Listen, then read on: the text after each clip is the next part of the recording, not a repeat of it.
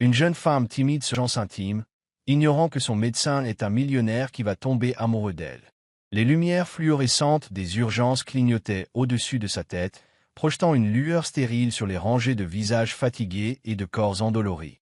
Maria Alvarez était assise dans le coin le plus éloigné, recroquevillée sur elle-même, comme pour tenter de disparaître dans son sweatshirt trop grand. Ses mains reposaient de manière protectrice sur son bas-ventre, ses doigts tressaillant légèrement chaque fois qu'une nouvelle vague de douleur la parcourait. Elle balaya la pièce du regard, ses yeux allant nerveusement d'un homme qui toussait dans sa manche à un enfant qui sanglotait sur les genoux de sa mère, en passant par la réceptionniste blasée qui cliquetait son stylo contre un presse-papier. Chaque bruit semblait résonner. Fort, trop fort. Elle garda le regard bas, se concentrant sur la couture effilochée de son jean, essayant de garder contenance. Elle avait attendu 3 jours avant de venir. L'inconfort avait commencé discrètement, une douleur sourde et agaçante. Mais il s'était aggravé, et maintenant, il la brûlait. Elle savait que c'était quelque chose d'intime, quelque chose dont elle n'oserait même pas parler à voix haute à sa sœur. Mais elle n'avait pas d'assurance maladie, pas de médecin attitré, et certainement pas d'argent à gaspiller. Venir à l'hôpital était un dernier recours. C'était comme une capitulation. Maria Alvarez appela une infirmière. Elle leva la tête, surprise, comme si on l'avait prise en faute. Lentement, elle se leva, serrant son petit sac à main des 2 mains, et suivit l'infirmière dans un couloir étroit. Elles passèrent devant des portes closes et des chariots de matériel médical avant d'être conduites dans une modeste salle d'examen. La voix de l'infirmière était gentille, mais vive. « Veuillez vous changer et mettre cette blouse. Le docteur sera avec vous dans un instant. » Maria hocha la tête, la gorge sèche. Le rideau se referma derrière l'infirmière dans un bruissement. Et elle fut seule. Elle regarda la blouse. Ses doigts peinaient à nouer les attaches, et elle grimaça en bougeant trop vite. Le froid du banc en vinyle contre sa peau la fit frissonner. Elle entendit des pas, puis une voix, basse et douce. « Je peux entrer ?» Elle murmura « oui ». Le rideau s'ouvrit, et un homme entra. Il portait une blouse blanche par-dessus une tenue médicale bleu marine et arborait une expression calme et posée. Ses cheveux sombres étaient soigneusement coiffés, et son badge indiquait « Docteur Théo ». Son sourire était subtil, non intrusif. « Bonsoir, Maria. Je suis le docteur Ramirez. Je vais m'occuper de vous ce soir. J'ai cru comprendre que vous aviez mal. » Elle ne pouvait pas croiser son regard. Ses joues brûlaient tandis qu'elle marmonnait « Oui, ça fait mal. En bas. » Elle fit un geste vague vers son abdomen. « C'est vraiment terrible. Je ne savais pas où aller d'autre. » Théo hocha doucement la tête et rapprocha son tabouret, veillant à garder un ton doux. « Merci de me le dire. Je sais qu'il n'est pas facile de parler de ce genre de douleur, mais vous êtes en sécurité ici. Vous avez bien fait de venir. » Les yeux de Maria s'emplirent de larmes, un mélange de soulagement et d'humiliation. Personne ne lui avait parlé comme ça depuis longtemps. Il posa une série de questions sur la douleur. Quand elle avait commencé, si elle avait déjà ressenti quelque chose de semblable. Elle répondit par fragments. Quand il l'interrogea sur son assurance maladie, elle baissa la tête. « Je n'en ai pas. » Théo ne marqua aucune pause. « Ce n'est pas grave. Concentrons-nous d'abord sur votre guérison. Ensuite, nous parlerons des prochaines étapes. Nous avons des programmes d'aide financière ici, alors ne vous inquiétez pas de ça pour l'instant. » Il poursuivit l'examen, expliquant chaque étape clairement, sans jamais la presser, sans jamais se montrer distant. Quand il eut terminé, il se leva, retira ses gants et se lava les mains au lavabo. « On dirait une infection qui se soigne bien, » dit-il. « Une série d'antibiotiques devrait régler le problème. Je vais aussi vous donner quelque chose contre la douleur. Vous devrez boire beaucoup d'eau et vous reposer, d'accord ?» Maria hocha la tête, une larme glissant sur sa joue. Elle l'essuya rapidement, embarrassée. « Je ne voulais pas venir. Je pensais qu'on me dirait de partir, » avoua-t-elle. Théo s'appuya légèrement sur le comptoir, croisant les bras. « Vous n'êtes pas la première à vous sentir ainsi. Mais les urgences ne sont pas seulement pour les cas graves. C'est pour les gens qui ont besoin d'aide et ne savent pas où aller. Je suis content que vous soyez venus. » Maria leva les yeux, croisant enfin son regard. Il y avait quelque chose de familier en eux, une chaleur qui la troublait, mais pas de manière désagréable. Cela lui rappelait quelque chose, sans qu'elle puisse mettre le doigt dessus. Alors qu'il se tournait pour partir, il s'arrêta et ajouta Je vais envoyer une infirmière avec vos papiers de sortie et vos ordonnances. Si vous vous sentez plus mal à un moment ou à un autre, revenez. Vous êtes importante, Maria. Ne laissez personne vous faire sentir le contraire. Et sur ce, il la laissa assise là, stupéfaite. Non pas par le diagnostic, mais par la simple gentillesse d'être traitée comme une personne et non comme un fardeau. Elle baissa les yeux sur ses genoux et prit une profonde inspiration. Peut-être que le pire de la douleur était passé. Peut-être que quelque chose d'autre venait de commencer. Le technicien de laboratoire venait d'emmener Maria pour quelques tests de routine lorsque Théo retourna à son poste de travail, se massant la nuque. Les urgences étaient plus bondées que d'habitude ce soir, mais quelque chose chez Maria persistait dans son esprit. Sa voix, la façon dont elle avait serré son sac, son regard timide mais tranquillement résili. Il ouvrit son dossier pour mettre à jour ses notes, et ses yeux tombèrent sur son nom complet. Maria Alvarez, 24 ans, hispanique, sans assurance, vit dans un complexe d'appartements à bas revenus près de la 8e rue. La 8e rue. Ses doigts se figèrent sur le clavier. Une lueur de souvenir, non sollicitée mais vive, traversa son esprit. Il y a 2 ans, une pluie battante, sa blouse blanche trempée, son sac à dos pendant d'une épaule, à moitié cassé. Il faisait la queue à la caisse d'une épicerie de quartier, frigorifié, fatigué et complètement abattu. Il venait de terminer un service de nuit en tant qu'étudiant en 4e année de médecine. Ses pieds lui faisaient mal, son cerveau était embouilli.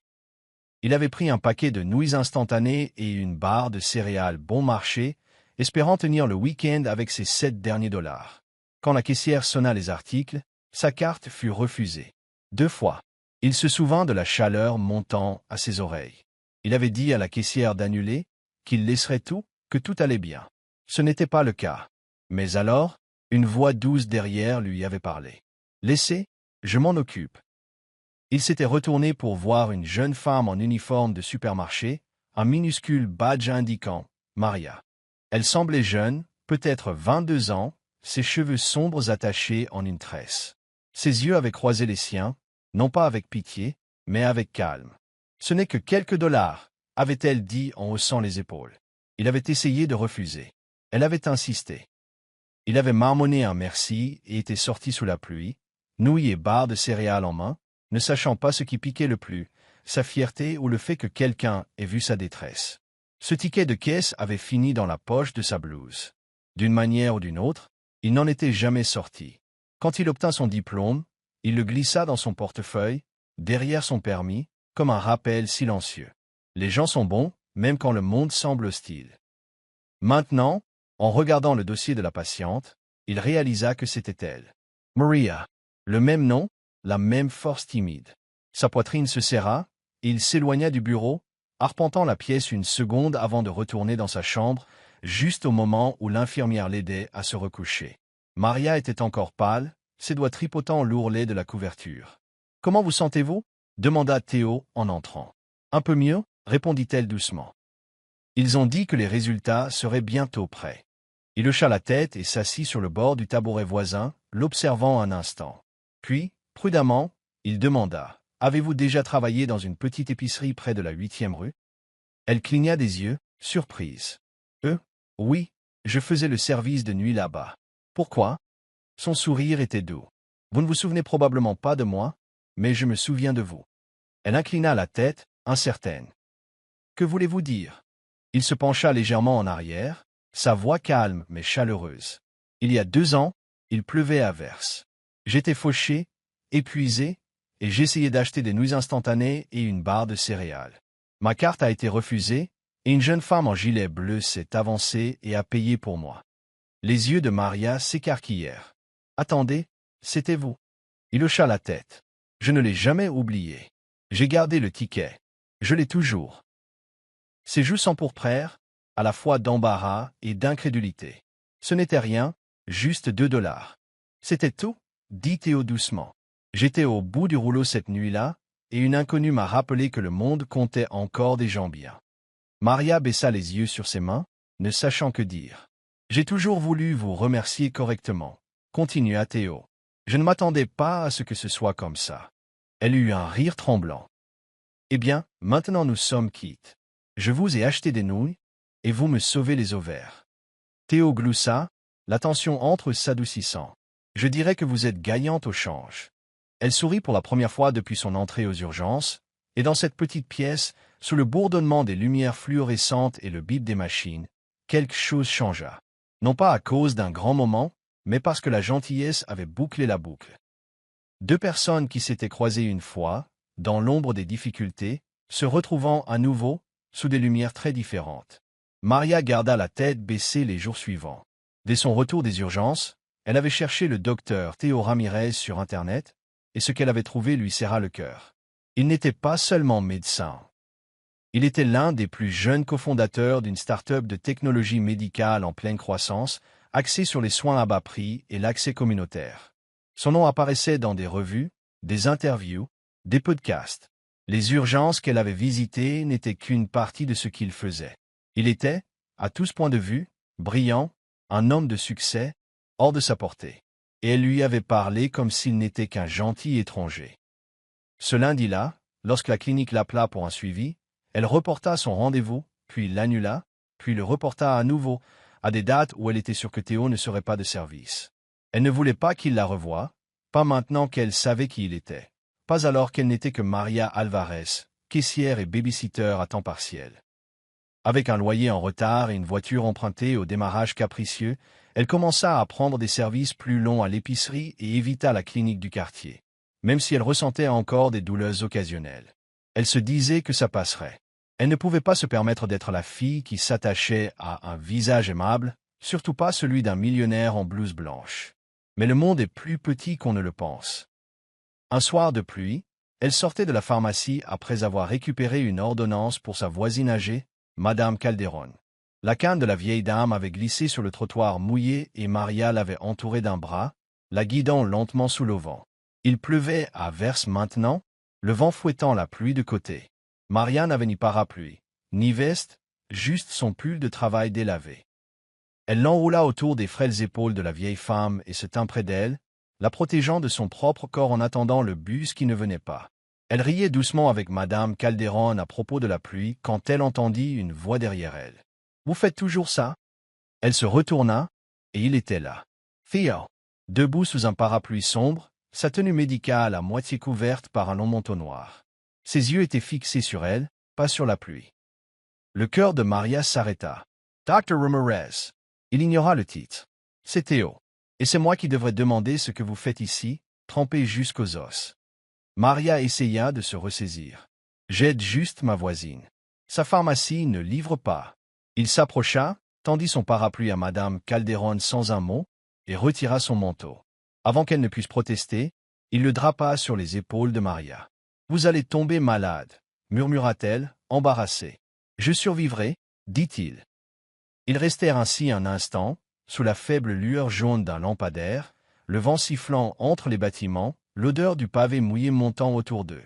Théo la regarda, vraiment. « Je me demandais pourquoi vous n'arrêtiez pas de reporter vos rendez-vous, » dit-il doucement. « Maintenant je sais. » Maria baissa les yeux. « C'est juste que je ne voulais pas rendre les choses bizarres. » Elle inclina la tête. « Pourquoi serait-ce bizarre? Parce que vous êtes, vous, et je suis moi. » Dit-elle en agitant vaguement la main, serrant toujours le sac en papier de médicaments. « Je n'ai même pas fini l'université. Je vis dans une chambre que je loue à la tante de quelqu'un. Ma meilleure amie a 78 ans et souffre d'arthrite. » Théo laissa échapper un souffle qui était presque un rire, mais pas moqueur. Juste émerveillé. « Et pourtant, dit-il, c'est vous qui êtes sous la pluie pour quelqu'un d'autre. » Elle le regarda, confuse. Il continua. « Maria, quand j'étais en médecine, je pensais que le succès, c'était l'argent, l'influence, sortir de la galère.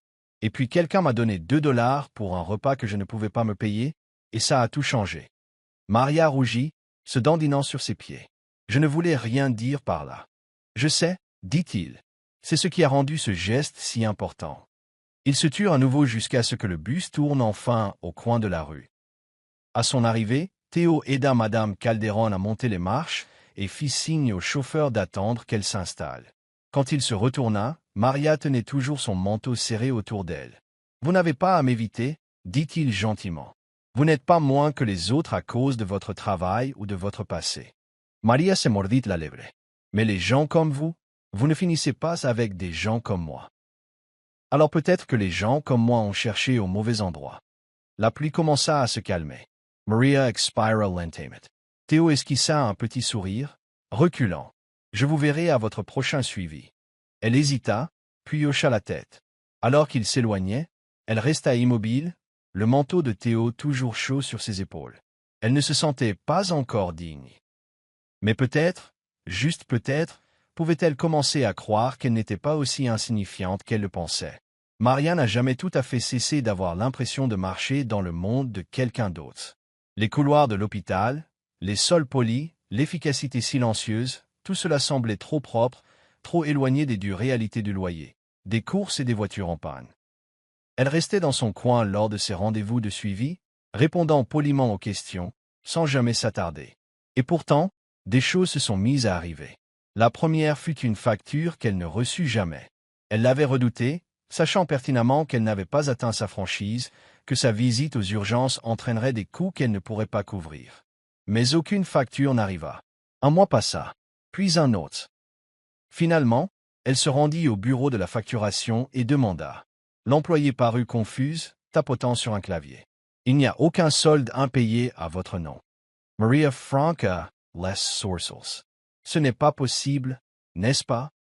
C'est réglé, dit la femme gentiment. Tout est en ordre. Maria sortit avec un tourbillon de confusion dans l'estomac. Puis vinrent les vitamines. Un après-midi, elle rentra du travail et trouva un petit paquet brun sur son paillasson. À l'intérieur se trouvait une bouteille de multivitamines de haute qualité, avec une note qui disait « De la part de vos amis de l'initiative pour la santé communautaire ». Il n'y avait ni nom, ni adresse de retour. Elle tint la bouteille dans ses mains, le cœur battant. Ce n'était rien de spectaculaire, mais cela semblait intentionnel. Le dernier indice arriva par email. Elle avait vérifié sa boîte de réception tard un soir après un long service à l'épicerie. Niché entre les spams et les publicités se trouvait un court message d'un expéditeur anonyme. Pas de salutation, pas de signature, juste une phrase et un lien. Vous avez dit un jour que vous aimiez les chiffres. Ceci pourrait vous aider. Elle cliqua sur le lien, prudemment. Il menait à une petite organisation à but non lucratif proposant des cours du soir en tenue de livre et comptabilité, avec un programme de bourse pour les candidats à faible revenu. La date limite était dans 2 jours. Maria fixa l'écran, puis de nouveau l'adresse de l'expéditeur. Elle était intraçable, mais il y avait quelque chose dans la tournure de la phrase. C'était doux, familier. Elle faillit postuler. Presque, mais de vieilles voix dans sa tête, celles qui lui murmuraient qu'elle n'était pas assez intelligente, pas destinée à plus, l'arrêtèrent. Et si elle échouait? Et s'il se moquait? Elle avait à peine réussi ses études au collège communautaire avant d'abandonner pour s'occuper de sa mère malade. Ses rêves avaient rouillé dans les coins de sa vie. Pourtant, elle ne pouvait ignorer la petite chaleur qui fleurissait dans sa poitrine. Quelqu'un la voyait. Quelqu'un pensait qu'elle valait la peine qu'on investisse en elle. Et pourtant, cette même prise de conscience la fit paniquer. Elle n'était pas prête pour l'espoir. Elle n'était pas prête pour une gentillesse qui pourrait se transformer en chagrin. Le lendemain, elle ouvrit ses emails et rédigea un message à la clinique. Objet, annulation de suivi. Corps du message, merci pour tout, mais j'ai décidé de ne pas continuer le programme. Veuillez annuler mes futurs rendez-vous. Je vais mieux maintenant. Elle survola le bouton d'envoi pendant 1 minute entière avant de cliquer. 2 heures plus tard, elle reçut une réponse. Pas de la réceptionniste de la clinique. Théo. Objet, annulation de suivi. Corps du message. Maria, je respecte votre droit de choisir ce qui est le mieux pour vous. Mais s'il vous plaît, ne laissez pas la peur parler plus fort que votre avenir. Vous avez un jour offert à un étranger un simple acte de gentillesse. Vous avez cru qu'il valait la peine d'être aidé, même quand il n'avait rien. Je ne fais que vous rendre l'appareil. N'abandonnez pas une opportunité parce que vous pensez ne pas la mériter. Vous n'êtes pas un cas social. Vous êtes que LQ1 qui a un jour dans un moment très sombre. Laissez-moi faire de même pour vous. Theo. Maria lut l'email 3 fois. Elle se renversa dans sa chaise, les mains tremblant légèrement. Il se souvenait, pas seulement de l'histoire des nouilles, pas seulement de la nuit sous la pluie. Il se souvenait d'elle, la fille derrière la caisse, la fille qui souriait sans rien attendre en retour. Elle n'était pas un cas, pas un projet. Elle était une personne. Elle ferma les yeux et laissa échapper un lent soupir. Puis, pour la première fois depuis des semaines, elle ouvrit à nouveau la page de demande de bourse. Elle commença à la remplir. Nom, adresse, histoire. Quand on lui demanda sa motivation, elle écrivit « Parce que quelqu'un croit que je peux le faire ». Et cette fois, elle cliqua sur « Envoyer ». C'était censé n'être qu'une promenade. Maria avait un jour de congé pour la première fois depuis des semaines. Elle errait sans but dans la ville, sirotant un café glacé bon marché, laissant la rare brise de la Californie du Sud lui caresser le visage. Elle n'avait pas prévu de s'arrêter au centre communautaire près de Boyle Heights, mais quelque chose dans la foule qui s'y rassemblait attira son attention. Des bannières colorées flottaient au-dessus d'une exposition extérieure improvisée. La santé au-delà de la médecine, des histoires qui guérissent. Curieuse, elle s'approcha. L'endroit était animé, des enfants peignaient dans un coin, une clinique mobile était garée sur le bord, des bénévoles distribuaient des kits de bien-être. Le long de l'allée principale se trouvait une rangée de photographies encadrées montées sur des chevalets, chacune légendée d'une écriture manuscrite soignée. Une photo montrait un adolescent aidant une femme âgée à traverser la rue. Une autre capturait une jeune infirmière en tenue médicale tressant les cheveux d'une patiente. Chaque image était un moment, simple, ordinaire, mais débordant de quelque chose de silencieux et de puissant. Maria passa lentement devant elle, se sentant étrangement émue. Elle avait toujours cru que la guérison était stérile, quelque chose qui se produisait avec des médicaments et des machines. Mais ces photos racontaient une autre histoire. Et puis elle la vit. La photo était granuleuse, clairement prise par une caméra de sécurité de magasin. Elle reconnut la scène instantanément, même si cela faisait 2 ans. C'était elle, le dos légèrement tourné, un bras tendu pour passer sa carte de débit. Devant elle se tenait un jeune homme en jean délavé et sweat à capuche, serrant un paquet de nouilles instantanées. Elle fixa la légende. Parfois, la guérison commence avec un étranger qui voit votre faim et ne détourne pas le regard. Son souffle se coupa. Le monde devint flou. Ce n'était pas les $2. C'était le fait que quelqu'un s'en souvenait, que quelqu'un pensait que cela comptait. Les larmes montèrent, chaudes et soudaines. Elle recula, submergée, et se retourna, pour trouver Théo debout à quelques mètres de là, l'observant tranquillement. Il n'avait pas l'air suffisant ou fier. Juste présent. Maria essuya rapidement ses yeux. « C'est vous qui avez mis ça là. » Il hocha la tête. « Vous n'aviez pas le droit de me photographier. » dit-elle, bien que sa voix tremblât plus d'émotion que d'accusation. « C'était une caméra publique, » dit Théo doucement. « J'ai demandé la vidéo il y a des années. Je ne m'attendais pas à l'utiliser, mais quand nous avons planifié cette exposition, j'ai su que ce moment, il m'avait changé. » Les poings de Maria se serrèrent. « Vous agissez comme si je vous avais sauvé la vie. C'était $2. Ce n'était même pas de bonnes nouilles. » Theo Surdausmet. J'étais un interne fauché qui n'avait pas mangé un vrai repas depuis un jour. Mais ce n'était pas une question de nouilles. C'était le fait que quelqu'un m'ait vu et ne m'ait pas traité comme un fardeau. Maria détourna le regard, clignant rapidement des yeux. « Je ne voulais pas être une héroïne. »« Vous ne l'étiez pas, » dit-il. « Vous étiez juste gentille. Et ça, Maria, ça signifie plus que vous ne le pensez. » Il y eut un long silence entre eux. Maria demanda finalement. « Pourquoi garder ce ticket de caisse toutes ces années ?» Théo sortit son portefeuille et déplia une bande de papier thermique délavé, soigneusement plastifié. « I.L.A. Louis Tendit. Je l'ai gardé, dit-il, pour me rappeler pourquoi je fais ça. Pourquoi je suis devenu médecin. Pourquoi j'ai lancé cette start-up de santé. J'avais besoin de quelque chose à quoi me raccrocher, quelque chose qui ne soit pas une question de profit ou de prestige. Ce ticket de caisse, c'est ma boussole. » Maria fixa le mince papier, son nom sur la ligne de la caissière, imprimé à l'encre maculée. « Vous avez bâti un empire, » murmura-t-elle, sur un ticket d'épicerie. « Je l'ai bâti, » dit-il, à cause de ce qu'il représentait. Maria leva les yeux vers lui alors, et pour la première fois, elle s'autorisa à le voir vraiment. Pas seulement le médecin ou le PDG ou l'étranger sous la pluie, mais l'homme qui avait été un garçon un jour, affamé et invisible, jusqu'à ce que quelqu'un lui offre un moment de dignité. « Je pensais, » dit-elle doucement, « que vous étiez juste gentil parce que vous aviez pitié de moi. »« Je suis gentil, » répondit-il, « mais jamais par pitié. »« Alors pourquoi ? » « Parce que je reconnais votre force. » dit Théo, Et parce que je crois encore en un monde où 2 $ et un peu de courage peuvent avoir des répercussions extraordinaires. Maria serra le ticket de caisse contre sa poitrine, et pour la première fois depuis qu'elle était entrée dans ses urgences, elle sourit. Pas timidement, pas avec doute, mais comme quelqu'un qui était enfin entré dans sa propre histoire. Tout a commencé par un murmure, un article sur un blog à potins, niché entre des rumeurs de célébrités et des placements de produits. Le titre était racoleur et provocateur. De la caisse à la richesse, la fille du supermarché attire l'œil d'un millionnaire. Maria l'aurait complètement manqué sans le SMS d'une collègue. Elle cliqua sur le lien par curiosité, puis le regret la frappa en plein ventre. L'article présentait une photo floue d'elle devant l'exposition sur la santé, debout près de Théo, le visage partiellement détourné. Quelqu'un les avait clairement suivis. L'article se moquait de ses origines, de son apparence modeste, de son travail à l'épicerie. Pire encore étaient les commentaires.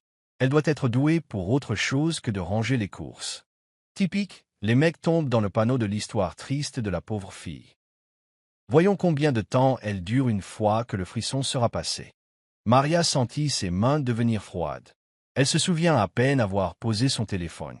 Les mots la brûlaient, non pas parce qu'ils étaient vrais, mais parce qu'ils faisaient écho à chaque doute qu'elle avait enfoui au plus profond d'elle, à chaque murmure qu'elle s'était dit dans le miroir. Tu n'as pas ta place dans son monde. Tu n'es rien de plus qu'un coup de chance. Le lendemain, elle s'était fait porter pâle. Puis de nouveau. Puis elle avait demandé un congé sans solde. Elle désactiva ses comptes de réseaux sociaux. Elle cessa de répondre aux SMS de ses collègues et ignora l'appel de l'assistant de Théo lorsqu'il arriva.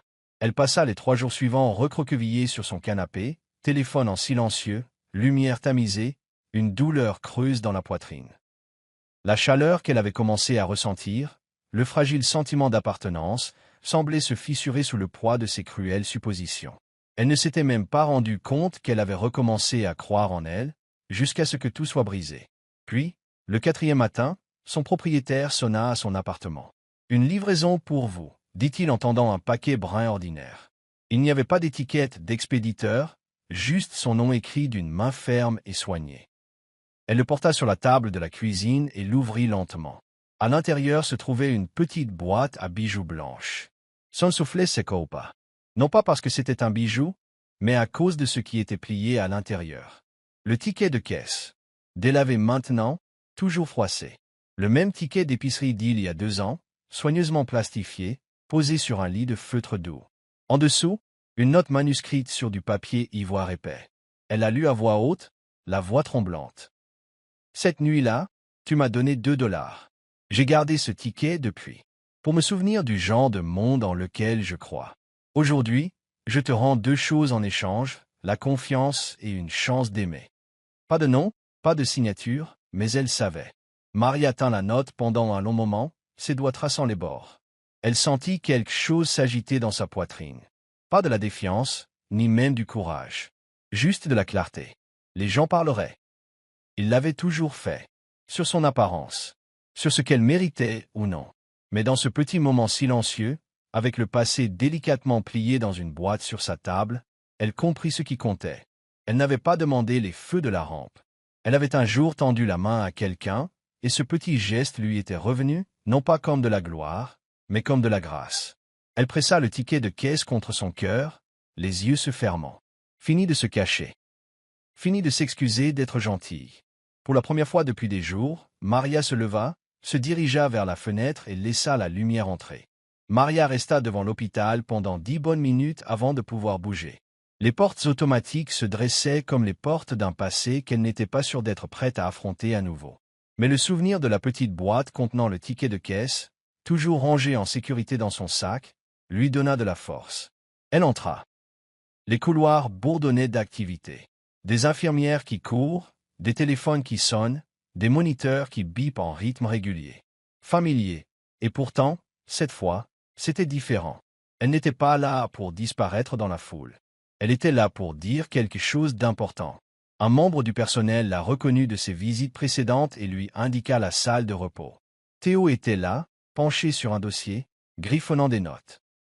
Quand il leva les yeux et la vit, ses sourcils se haussèrent de surprise, mais pas de ce genre de surprise mêlée de jugement. Juste un contentement silencieux. « Vous êtes venu » dit-il simplement. Oui, répondit Maria, la voix douce. Il le fallait. Théo ferma le dossier et lui désigna une chaise, mais Maria resta debout, s'agrippant à la lanière de son sac. J'ai toujours peur, dit-elle, se forçant à soutenir son regard. De ce que les gens pensent. De ne pas être assez. D'être quelqu'un que vous pourriez un jour regretter de connaître. Il ne l'interrompit pas, il attendit simplement. Mais, continua-t-elle, la voix plus stable maintenant, j'ai réalisé quelque chose. J'ai peur de beaucoup de choses, mais je n'ai pas peur de vous. Et je ne veux pas me cacher de quelqu'un qui a vu quelque chose en moi quand je ne pouvais pas le voir moi-même. Pendant un instant, le silence plana entre eux. Plein, mais doux. Puis Théo se leva et s'approcha, sans tendre la main vers elle, juste là, présent. Je n'ai pas besoin que vous soyez sans peur, dit-il. La peur est humaine. Mais je serais honoré de marcher à vos côtés pendant que vous réapprenez à faire confiance. Il plongea la main dans sa poche et déplia une petite brochure, l'entête imprimée en espagnol et en anglais. Bien-être communautaire. Éducation. Soutien. Dignite. Nous étendons le programme, expliqua-t-il. Clinique gratuite, éducation communautaire, mentorat. Nous avons besoin de quelqu'un qui comprend les deux côtés de l'histoire, qui peut atteindre les gens non pas par des diplômes, mais avec de la gentillesse. Accepteriez-vous de m'aider à le construire? Maria cligna des yeux. Vous voulez dire, travailler avec vous? Il hocha la tête. Pas parce que je vous dois quelque chose, ni parce que vous me devez quelque chose. Mais parce que le monde a besoin de plus de gens comme vous à la table des décisions. I'll tend it la main.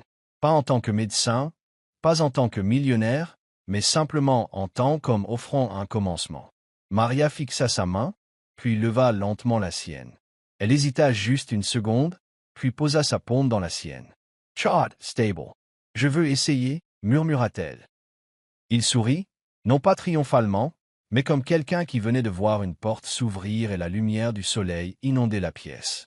Ensemble, ils se tinrent dans ce coin tranquille de l'hôpital, deux personnes qui s'étaient un jour heurtées à cause d'un ticket de caisse oublié, tenant maintenant quelque chose de bien plus précieux. Une chance, non pas d'être sauvés, mais de s'élever. Une douce brise balaya la cour de la nouvelle clinique de santé communautaire, faisant bruisser le ruban drapé sur ses portes doubles. Le panneau au-dessus indiquait, sans trop de bien-estar, Maria Esperanza. Pas officiellement nommé en son honneur, mais tout le monde savait qui avait inspiré le cœur de l'endroit. Maria se tenait près de l'entrée, ajustant son chemisier et lissant sa jupe avec des doigts tremblants, non pas de peur cette fois, mais d'émerveillement. Il y a un an, elle pouvait à peine se payer une visite chez le médecin. Aujourd'hui, elle se tenait là en tant que nouveau membre de l'équipe de proximité du centre, accueillant des familles qui lui rappelaient la sienne. Nerveuse, incertaine, mais tranquillement pleine d'espoir. Des enfants couraient entre les chaises pliantes, des responsables communautaires, des médecins et des bénévoles se rassemblaient autour de la scène. Et au centre de tout cela se tenait Théo, dans une chemise impeccable, les manches retroussées, le sourire à la fois fier et humble. Lorsqu'il monta au micro, la foule se tut. « Bonsoir, commença-t-il, la voix stable, son regard balayant les visages. Il y a un an, nous rêvions d'une clinique qui ne se contenterait pas de traiter la maladie, mais qui restaurerait la dignité. Aujourd'hui, ce rêve se dresse devant nous, non seulement dans des murs ou des dossiers médicaux, mais dans les gens. » Il marqua une pause, ses yeux se posant sur Maria. En particulier, en une femme. Une femme qui a un jour hésité à demander de l'aide, mais qui tient maintenant la main d'autres personnes qui en ont besoin. Elle n'est pas entrée dans mon bureau en tant que patiente. Elle est entrée comme un miroir, me rappelant pourquoi j'ai commencé tout cela. Il descendit de l'estrade, sans grandiloquence, prit doucement sa main dans la sienne. Je veux dire ceci, non pas en tant que médecin ou fondateur, mais en tant que quelqu'un qui a eu le privilège de vous voir devenir exactement celle que vous étiez toujours censé être, dit-il en la regardant dans les yeux. Nous nous sommes rencontrés parce que vous avez cru que quelqu'un d'autre valait la peine d'être aidé. Ce soir, je vous demande seulement de croire la même chose de vous-même. Maria cligna rapidement des yeux, luttant contre les larmes. Non pas de douleur ou de honte, mais de quelque chose de bien plus profond. Elle serra sa main, hochant la tête sans mots, car certaines vérités n'ont pas besoin d'être dites pour être réelles. Après la cérémonie, alors que le soleil déclinait, jetant une lumière dorée sur le trottoir, Maria et Théo s'éclipsèrent de la foule. Ils descendirent une rue familière, bordés de petites boutiques et de fresques murales délavées, jusqu'à ce qu'ils atteignent une humble épicerie au coin de la rue. La même épicerie. Maria se tint devant, silencieuse pendant un long moment. « C'est drôle, » dit-elle en fouillant dans son sac. « Je n'ai jamais eu l'intention de garder ça. » Elle déplia le petit ticket de caisse jaunissant, celui de 2,17 $, daté d'il y a 2 ans. L'encre s'était estompée, mais pas le souvenir. « J'ai failli le jeter tant de fois, » continua-t-elle. Ce n'était que des nouilles instantanées, juste 2 $, mais je les gardais. Peut-être parce que j'avais besoin de croire que j'avais fait une bonne chose au milieu d'un désastre. Théo prit le papier doucement, le tenant comme quelque chose de sacré. « Vous l'avez fait ?» dit-il. « Et ce jour-là, vous avez changé la trajectoire de ma vie. Pas avec l'argent, mais avec le regard dans vos yeux quand vous me l'avez donné. Comme si vous me voyiez.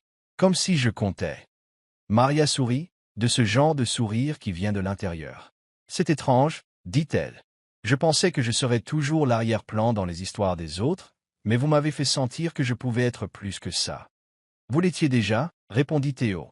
« J'ai juste eu la chance de le remarquer. » Ils restèrent là, entourés par les bruits des chariots de supermarché et des voitures qui passent, pas glamour, pas parfait, mais honnête.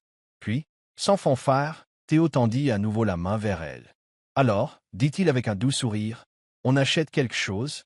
J'ai l'impression de vous devoir un vrai dîner. » Maria se mit à rire, un rire léger et sans défense. « Seulement si je peux garder le ticket. » Ils entrèrent ensemble, passant devant la caisse où tout avait commencé, devant des rangées de choses simples rendues belles par la mémoire, et vers un avenir qu'aucun d'eux n'avait prévu, mais que tous deux avaient tranquillement espéré.